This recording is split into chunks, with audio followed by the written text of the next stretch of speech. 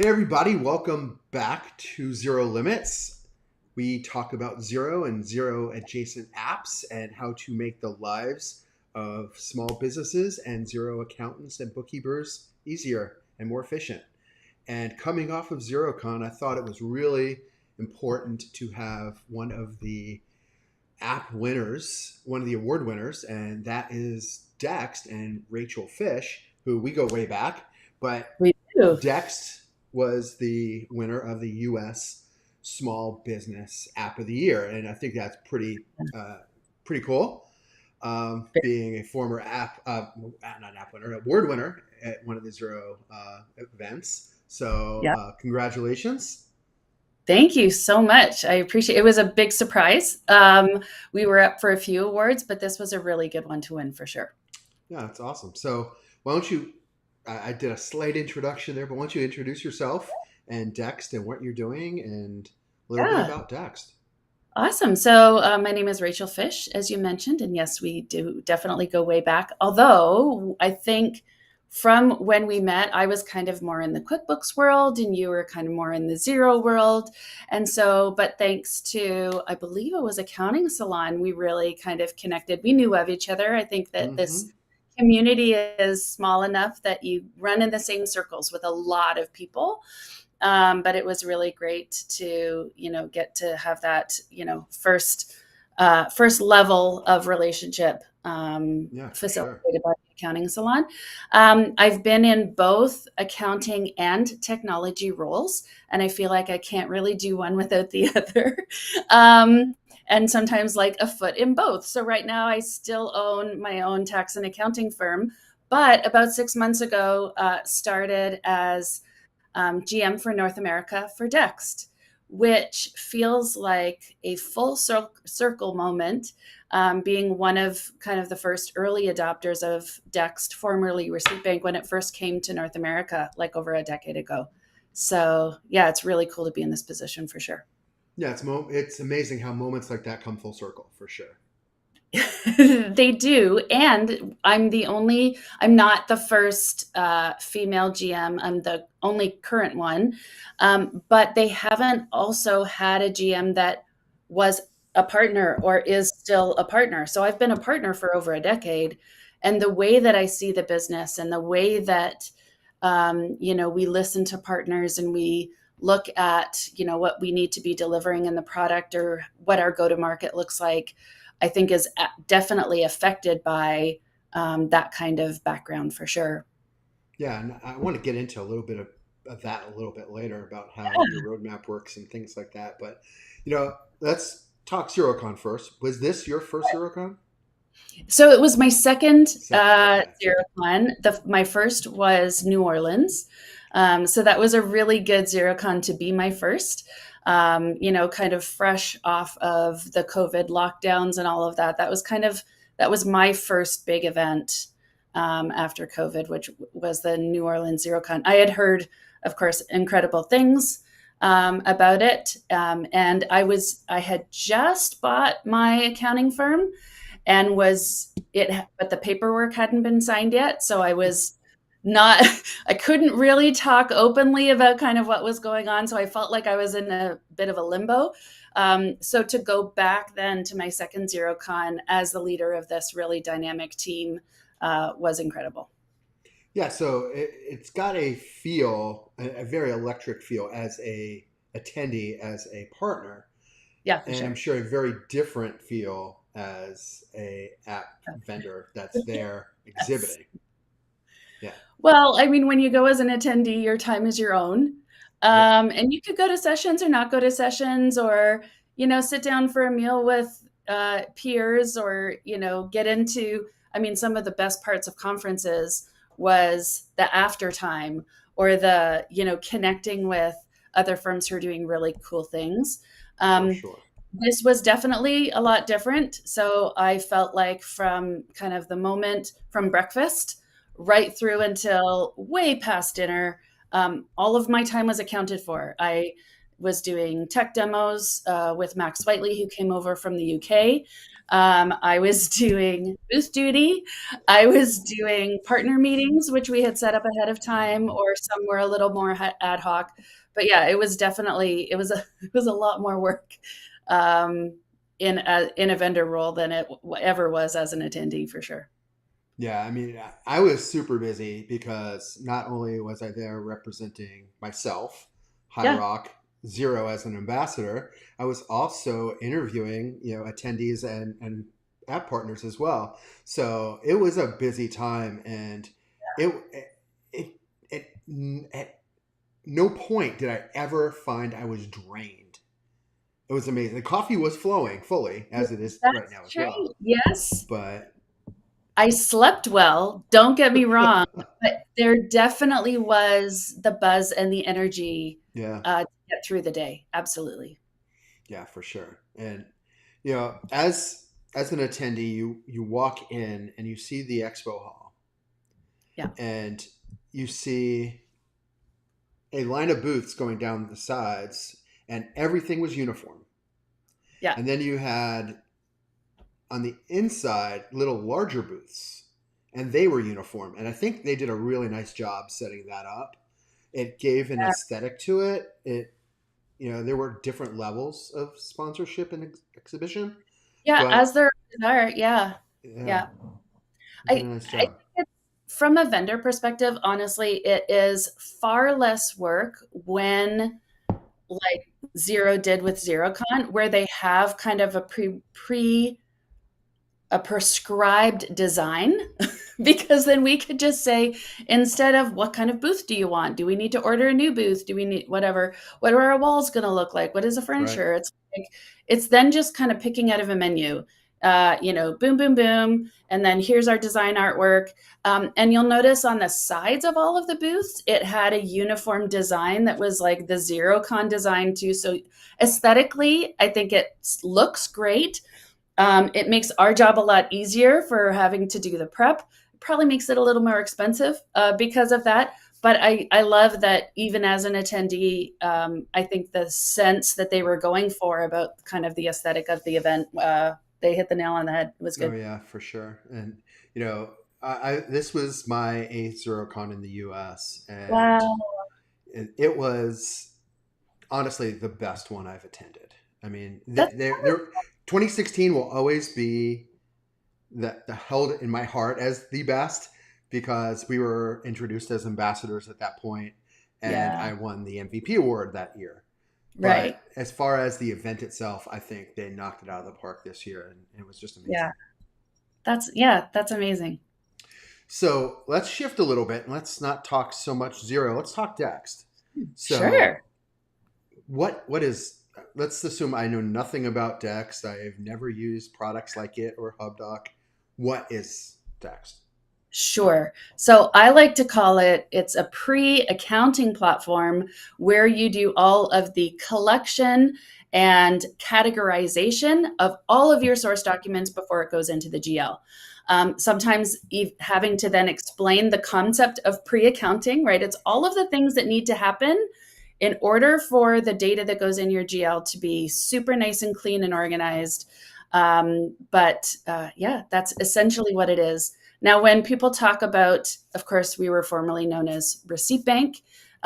People say, well, you're a receipt capture tool, right? There's tons of other apps that are receipt capture tools. I've kind of gotten to the point of saying receipt capture is actually the least interesting thing that we do um, because it really has evolved into an extremely dynamic platform. And I actually think that 2024 is the most innovative year we've ever seen of this platform. And that's saying a lot because I've been extremely familiar with it and a user for over a decade. So when you say that about 2024, is that because of what's been released or might still be on the roadmap to be released? Both, actually. Cool. Yeah, so a lot of the work that has been done so far in the year was to prepare for what's coming for the rest of the year. And even some of the work that started late last year. I know North America saw what we refer to as PMP, so a repricing and packaging, which We certainly tested the patience of many of our partners going through that exercise. But I think that every organization, when it goes from startup to scale up, there are adjustments that need to be made in the way in which you buy the product and use the product. And so we wanted to make sure that we were setting that up for this next stage of growth. And Gotcha. so it's great to see that we've been able to deliver on that.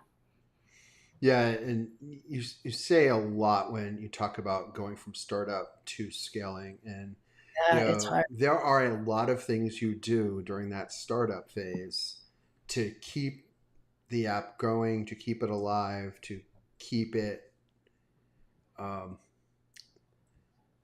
building, to keep Yeah. it growing, and Yep. to uh, make changes on the engineering side of it and the development side. And it costs money to do that. And you have investors that you have to make sure that they're happy. But once Yep. you get to that next level where people are coming on that app, it changes the whole game when you don't need that next customer, but you want that next customer, it Yeah. changes everything. And Absolutely, it does. And also the things that were right for the business at the startup phase just may not be right for the business or the partner correct. at that scale up phase. And so it really needed to grow with the sophistication of cloud partners, right? If you look at who the cloud partners were a decade ago, right, it's a pretty small group. They're probably all in accounting salon. um, it was because there was that, 2011 really Right. seemed to be kind of the year of the early adopter.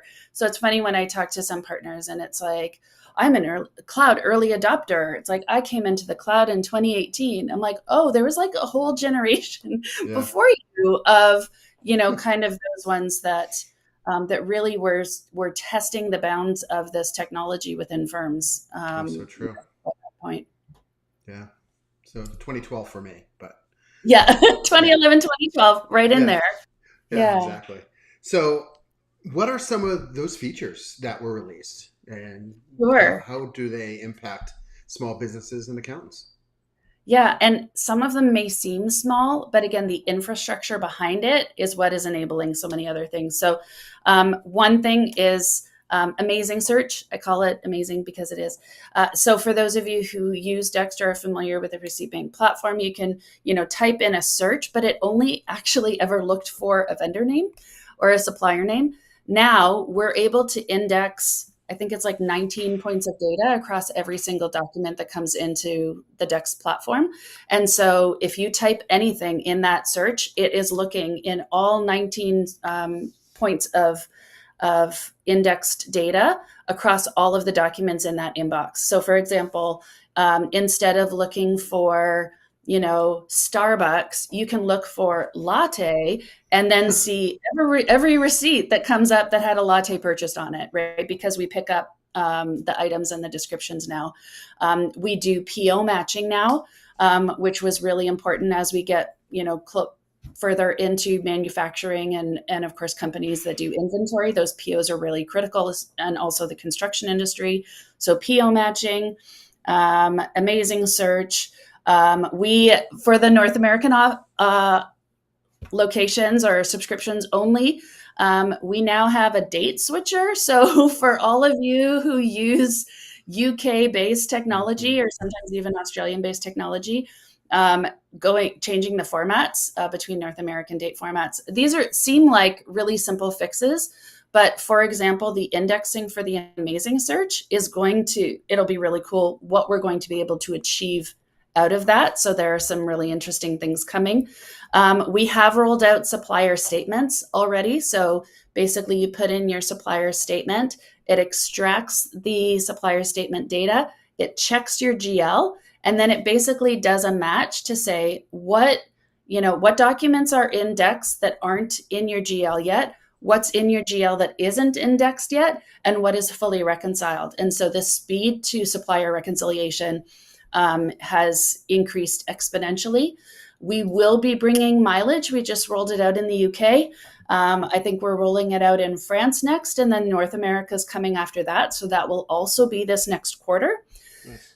Um, Approvals have already started to go out.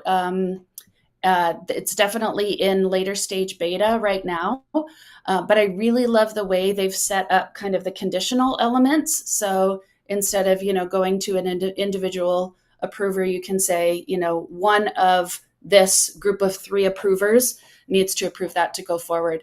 And then of course it's the biggest project I think that the team has ever done in a single kind of piece of work is the unification, and that's really the biggest piece which will facilitate future growth. So bringing not only the Dext platform, which is kind of the core of what had been Receipt Bank, but also Precision, which was former Xavier Analytics, and Commerce, which was formerly Greenback. You might know a thing or two about Mm-hmm. e-commerce.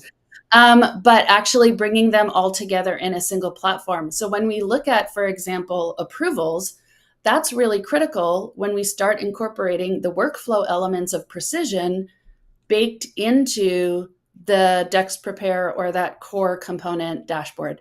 So it's been really fascinating to see kind of the team at work and how they've leveraged the different strengths of each of these products to really bring them together for a complete workflow solution.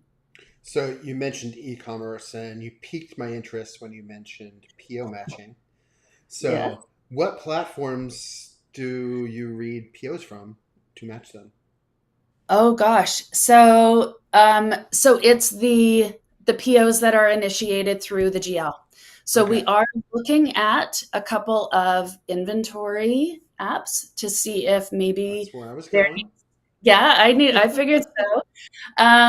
To see if there's a good opportunity to kind of work within the GL, within the inventory app, and then Right. within the commerce component, and of course connected to that.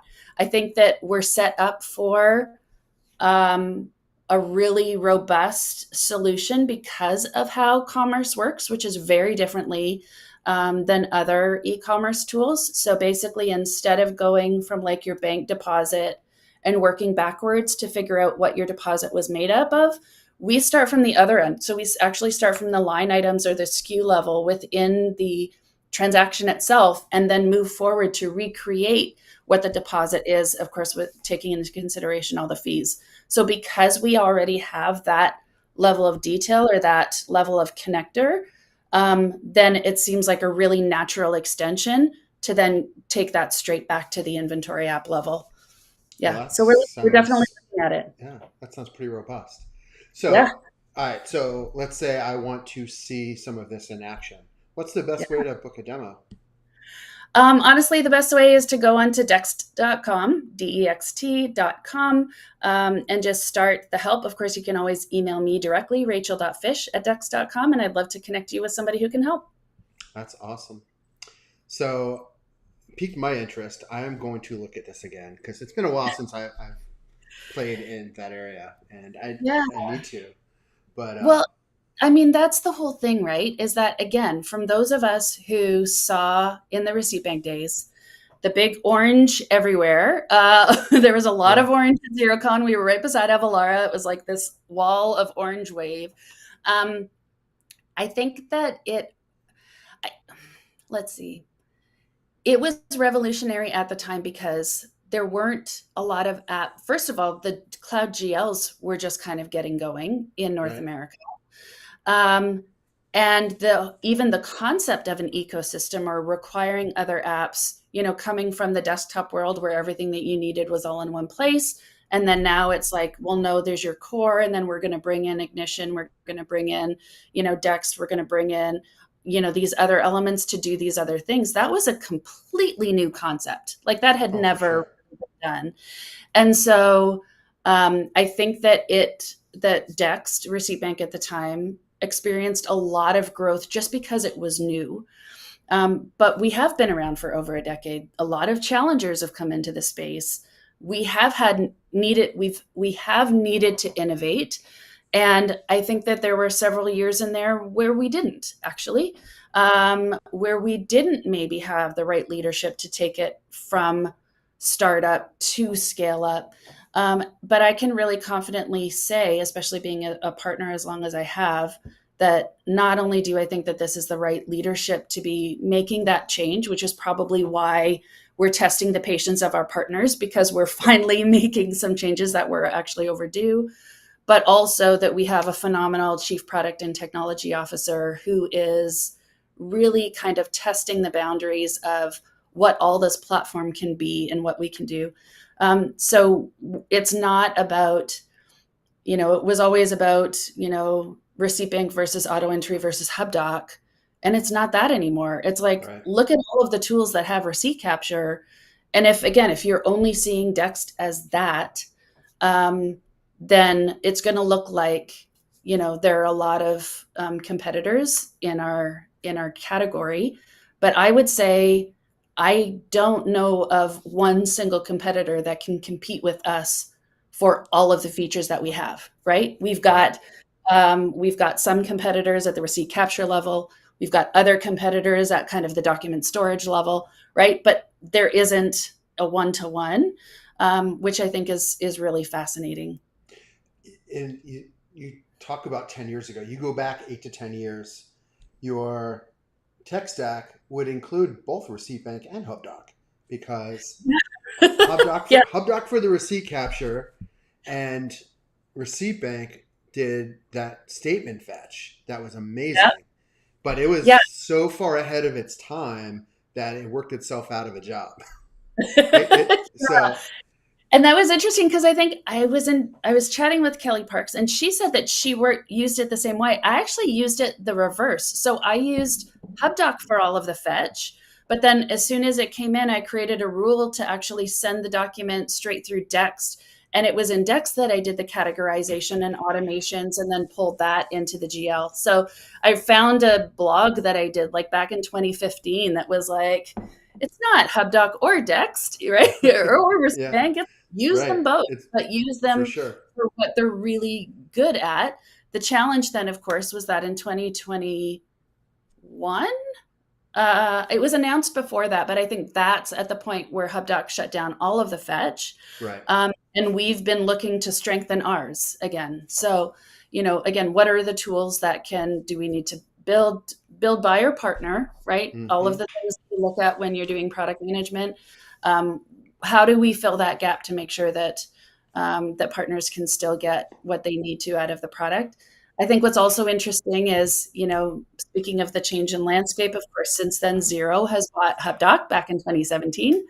Yep. And so, what does that mean for the Dext and Xero partnership? And is that the end of, working with Xero? And we've actually found it the exact opposite, where Xero is not only, in my opinion, our strongest partner globally when you look at our connected accounts, but also because of the way that HubDoc and Dext can be positioned, the partners that are supposed to be on Dext are on Dext, right? The more Right. robust, the firms that are, leveraging automation across their entire bookkeeping teams, those CAS departments, where it's all about efficiencies and automation. Like we absolutely do that for you. In fact, I think that it would be really difficult to try to get efficiencies for a CAS department out of a cloud GL alone. I genuinely believe that it's the Dext platform that enables the efficiencies that we've been promised from cloud tools. So just the level of automation, the supplier rules, the auto publish, and those are just getting smarter, are really phenomenal. When I was at Deloitte, and that was back in 2016, even so, 8 years ago, we quadrupled our productivity level. They're very prescriptive and very measurement minded, but we definitely went from about an average of 35 transactions an hour to about 120 transactions an hour, just by using the automation tools in Dext. And again, that was 8 years ago. The platform's gotten way better since For then. sure.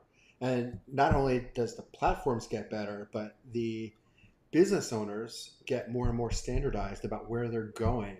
So Yeah. your exceptions to what you're building rules around are shrinking every day. Right. So Thank you for bringing that up, because I pitched it to the marketing department and they're like, Rachel, this is why you're not in marketing. Um, so it was back at Deloitte. Damian Greathead was our account manager, who I swear, based on all the partners that, from back in the day, he must have been an octopus, because he literally served or got like every North American partner set up on Dext For on receipt. sure. So, but those were exactly the kinds of stats that we were looking at. And so at Deloitte, it was, um, we wanted to know things like how often are transactions changed once the document comes in and the extraction is done. How often is a change made to that before the bookkeeper in the bookkeeping team clicks publish? And what we were finding was that there was a very desktop mindset to this new cloud tool. It was like you could almost physically see they're going to go through the paper, they're going to review the transaction, they're going to, push on the publish stamp, flip to the next transaction, review all of the different items, right? Push the publish stamp and go forward. And it was like that was a mindset issue that we really needed to break through, because if we could use the trust and use the automation platform the way that it's designed, we shouldn't actually have to do all of that. What Damien was able to find with some backdoor analytics was that 93% of the transactions that we had put through Deloitte, like the platform, no changes were made to it before the bookkeeper clicked publish. Well, that's then an efficiency issue, not an accuracy issue. Right. So then we made a rule to say if you publish a transaction 3 times for a vendor without changing anything in that invoice or whatever document you're doing, you must set up a supplier rule and you must set it to auto publish. And that was like, oh, why? I'm like, because if you don't, you're spending more of your time on the 93% that doesn't need to be changed than on the 7% that does. And so my little marketing pitch was manage the exception, or manage the exceptional, right? Wouldn't you rather spend your time on the 7% that needs your attention and not the For 90% sure. that doesn't, right? So, Yep. and again, this was 8 years ago, and our technology has only gotten better since then. So, yeah, that's definitely been cool to see. Oh, and all of those analytics that Damien checked out that were all behind the scenes, those are now available to every partner right on the dashboard, where they can see all of the efficiencies, not only in their client behavior. So, how close to a purchase are they taking the picture, right? We want that to be as quickly as possible. And also bookkeeping efficiencies. So, which bookkeeper or bookkeeping team has set up the most supplier rules, is working the most efficiently within the product. And of course, because of precision, we're now able to bring data health scores across all of your Dext clients. So, yeah, it's pretty cool. It's a good time Yeah, to be here. for sure. So earlier you said the firms that should be on Dext are on Dext. Yeah. Those that aren't are not. So what is the appropriate firm to be on Dext? Great question. And actually, back this last February, Xero put out an article, which is brilliant because I couldn't have positioned it any better, that actually discusses the positioning between HubDoc and Dext. And so I feel like it's almost like from Xero's own mouth, they're telling you that you can be using both within your practice. There is a place for both, and there's actually a different profile for that. So even in my own firm, which actually follows the exact model in the article, although we were already doing that, is when we talk about HubDoc, we really position that as this is our client's electronic filing cabinet. They can upload whatever they want. If we need something, we're going to check HubDoc first. Otherwise, we're still going to have to ask you for a document or for clarification on what a transaction is. But basically, that's up to the client. How they tag things, how they organize things, we kind of refer to that as theirs. We use that for clients who do not pay for a premium bookkeeping service, which enables or which facilitates that source documentation. And although we know that that's a uniquely Canadian value proposition in terms of requiring that source document, it is not only unique to Canada, because we know that for accounting firms that want to be a lot more proactive in terms of being audit ready, in terms of working in specific industries that are very document heavy, that it's a value there as well, right? Nonprofits, construction, cannabis, all of those things, where being just that extra bit proactive is really helpful.